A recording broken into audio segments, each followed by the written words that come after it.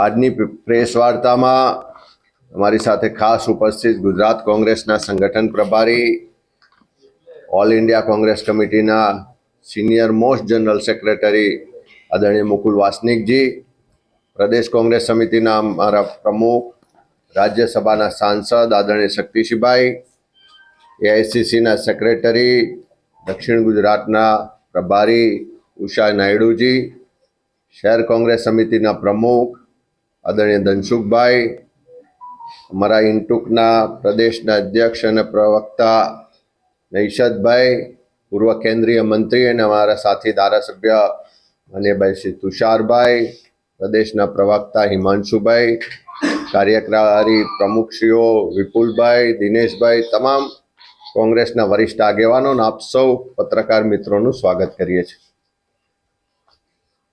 સુરતની ઓળખ એટલે આખા વિશ્વમાં એક આર્થિક હબ તરીકે છે અને અહીંયાનો ડાયમંડ ઉદ્યોગ, અહીંયાનો ટેક્સટાઇલ ઉદ્યોગ આખા વિશ્વમાં જાણીતો છે.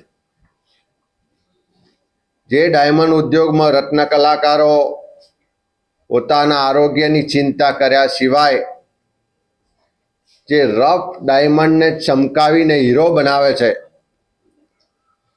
અને હીરાની ચમકની સાથે સાથે એ રાજ્ય અને દેશની તિજોરી ભરવાનું કામ પણ કરે છે. દેશના પ્રધાનમંત્રી શ્રી આખા વિશ્વમાં જાય ત્યારે સુરતના ડાયમંડ માટેની વાહવાહી લેતા હોય છે, એના માટેનું ગૌરવ પણ લેતા હોય છે.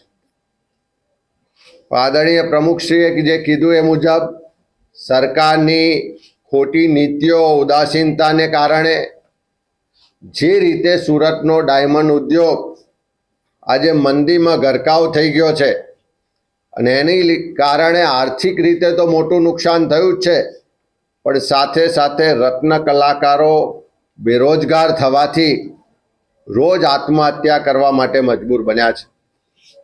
હમણાં જ તપાસ કરતા લેબર ડિપાર્ટમેન્ટમાંથી જે માહિતી મળી કે લગભગ 3 લાખ જેટલા રત્ન કલાકારો નોંધાયેલા છે.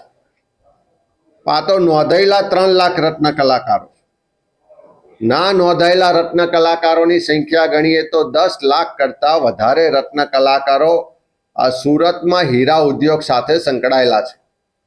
જે વૈશ્વિક કારણોથી સરકારની ઉદાસીનતાઓને કારણે મંદી આવી અને એના કારણે મોટા પ્રમાણમાં રત્ન કલાકારોને આજે નોકરીમાંથી છૂટા કરવામાં આવ્યા છે.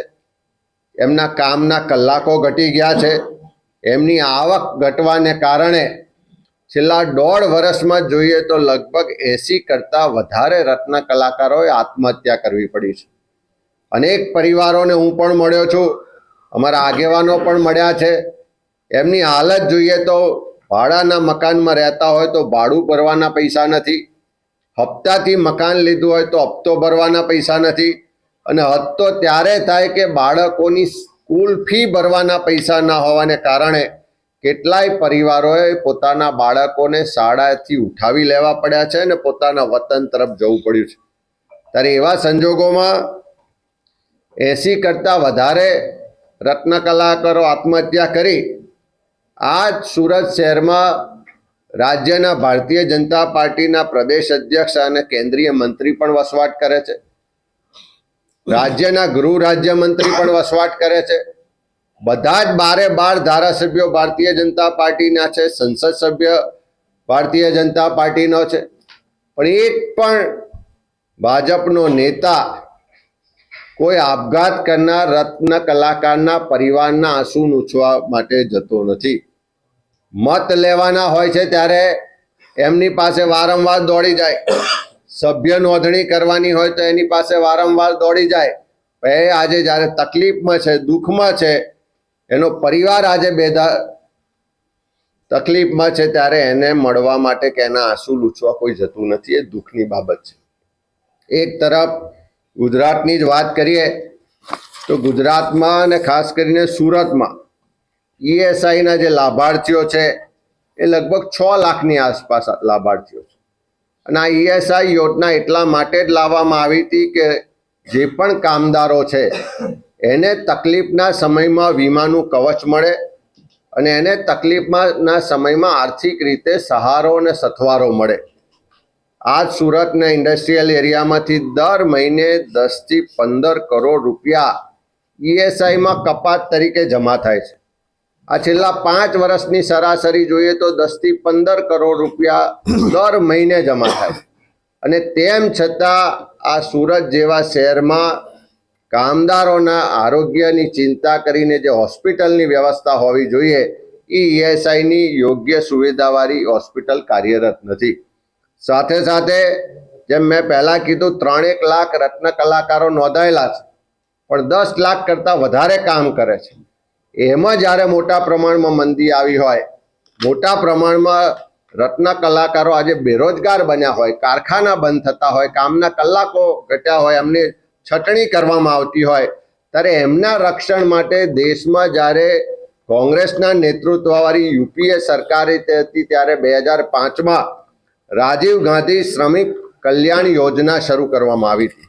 અને આ યોજના શરૂ કરવા પાછળનો હેતુ જે હતો કે કોઈ પણ કારખાનું હોય, ફેક્ટરી હોય, તેમાં કદાચ કોઈ કારણસર બંધ કરવાની સ્થિતિ આવે, કામદારો બેરોજગાર થાય, કાં તો કામદારોને છૂટા કરવામાં આવે, તો એણે બેરોજગારીનો સામનો ના કરવો પડે, આર્થિક તકલીફમાં ના મુકાવવું પડે, એટલા માટે એને ચિંતા કરીને એને વળતર આપવાની વાત હતી.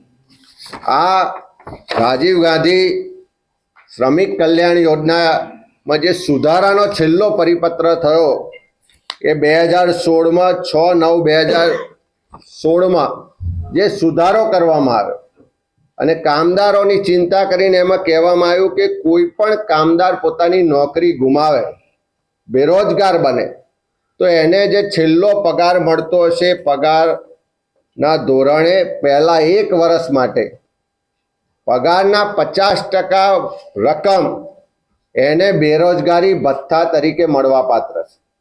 અને 1 વર્ષ પછી બીજો 1 વર્ષ એનો છેલ્લો પગાર હશે, એમાંથી 25% રકમ બેરોજગારી ભથ્થું મળવા માટે એન્ટાઇટલ છે. જ્યારે કેન્દ્રમાં યુપીએ સરકાર વખતની આ યોજના કાર્યરત હોય, બીજી બાજુ અહીંયા હીરા ઉદ્યોગમાં મંદી ચાલતી હોય, કામદારો બેકાર બન્યા હોય, આત્મહત્યા કરવા માટે મજબૂર હોય, તેમ છતાં સરકાર આ યોજના હેઠળ પણ લાભ આપતી નથી. ખરેખર તો સરકારે આ હીરા ઉદ્યોગની મંદીમાંથી એને ઉગારવા માટે, કામદારોને રક્ષણ આપવા માટે, સહાય માટે કોઈ સ્પેશિયલ પેકેજ બહાર પાડવાની જરૂર છે. અને છેલ્લા 1 વર્ષથી અમે પણ માગણી કરીએ છીએ, કામદારો પણ માગણી કરે છે અને એના કારખાનેદારો પણ માગણી કરે છે, પણ સરકાર એના માટે એક પણ કોઈ પગલું લેતી નથી. તો પેકેજ જાહેર કરવામાં આવે એવી પણ માગણી કરીએ છીએ. અને આ રાજીવ ગાંધી શ્રમિક કલ્યાણ યોજનાને તાત્કાલિક લાગુ કરી અને જેટલા રત્ન કલાકારો બેકાર બન્યા છે એ બધા જ લોકોને એનો લાભ આપવામાં આવે એવી માગણી કરીએ છીએ. સાથે સાથે ડાયમંડ વર્કર એસોસિએશન કામદારોની લાંબા સમયથી માગણી છે અને કોંગ્રેસ પક્ષ તરીકે અમે પણ વારંવાર વિધાનસભાથી લઈને બધી જ જગ્યાએ મુદ્દા ઉપાડ્યો છે કે આ રત્ન કલાકારોને કાયમી ધોરણે આર્થિક મદદ મળે, એના બાળકોને શિક્ષણમાં મદદ મળે, એના રહેવા માટેના આવાસથી લઈને અન્ય આરોગ્યની સુવિધાઓ મળે. એટલા માટે રત્ન કલાકાર કલ્યાણ બોર્ડની સ્થાપના ગુજરાત સરકાર તાત્કાલિક કરે એવી માગણી કરીએ છીએ. સાથે સાથે સુરતનો બીજો ખૂબ મહત્વનો ઉદ્યોગ એટલે ટેક્સટાઇલ ઉદ્યોગ છે, જે આખા વિશ્વમાં આપણે એના માટે જાણીતા છે.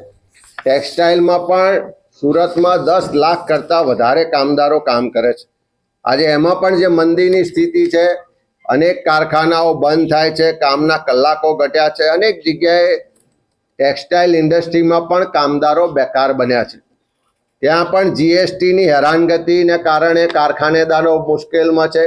જે એમએસએમઈ યુનિટો છે એને રીપેમેન્ટ માટેના 90 દિવસથી ઘટાડીને 45 દિવસ કરવામાં આવ્યા અને એના કારણે પણ આજે એમએસએમઈના જે માલિકો છે એ ખૂબ તકલીફમાં છે. ત્યારે આ પ્રશ્નોની ચિંતા પણ સરકાર દ્વારા કરવામાં આવતી નથી. ત્યારે રાજીવ ગાંધી શ્રમિક કલ્યાણ યોજનામાં ડાયમંડ વર્કર્સ અને ટેક્સટાઇલ વર્કર્સ બંનેનો સમાવેશ કરી અને એક ઝુંબેશના સ્વરૂપો જે લોકો બેકાર બન્યા છે, જેની નોકરી ગુમાવી છે, એવા તમામ લોકોને લાભ આપવામાં આવે. સરકાર એના માટે સ્પેશિયલ પેકેજ જાહેર કરે અને રત્ન કલાકાર કલ્યાણ બોર્ડની સ્થાપના કરે એવી માગણી કરીએ છીએ.